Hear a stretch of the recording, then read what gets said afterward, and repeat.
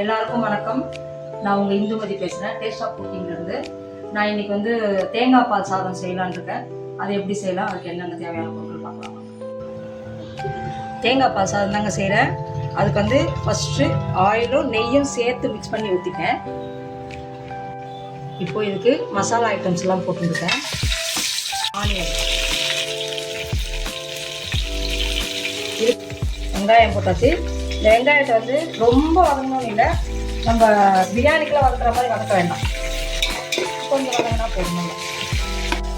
இந்த சாதத்துக்கான வெங்காயம் வச்சு உப்பு போடுற ஏன்னா வெங்காயம் நல்லா வதங்கிறதுக்காக.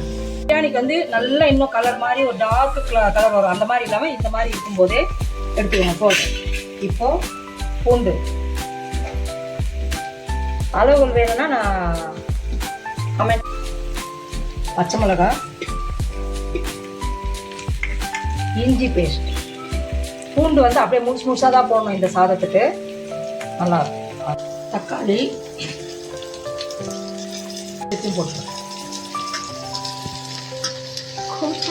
போட்டேன் இல்லைங்களா, இப்போ மீதியும் போட்டுருங்க.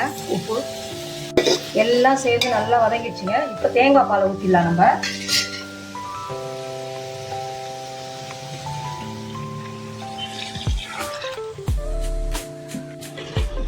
தேங்காய் பால் சாதம் நல்லா வெள்ளையாக தான் இருக்கணும், அதனால் மஞ்சள் பொடி போடக்கூடாது, மசாலாலாம் எதுவுமே போடக்கூடாது. அது பிரிஞ்சு நம்ம மசாலா பொருள் போட்டுக்கலாம், அது மட்டும்தான்.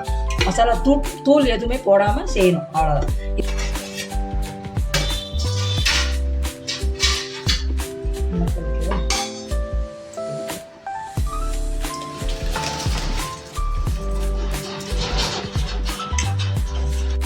நல்லா அந்த தேங்காய் பால் தண்ணி எல்லாம் கொதிச்சிடுச்சுங்க.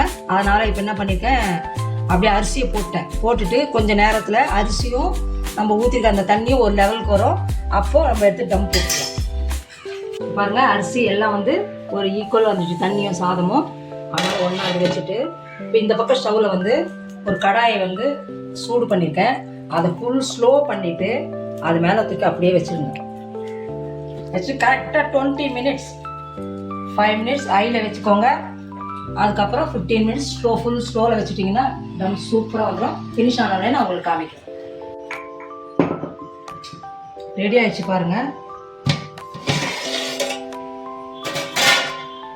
இப்போ ஒரு டீஸ்பூன் நெய் எடுத்து அப்படி மேலே ஊற்றி விட்டுருங்க.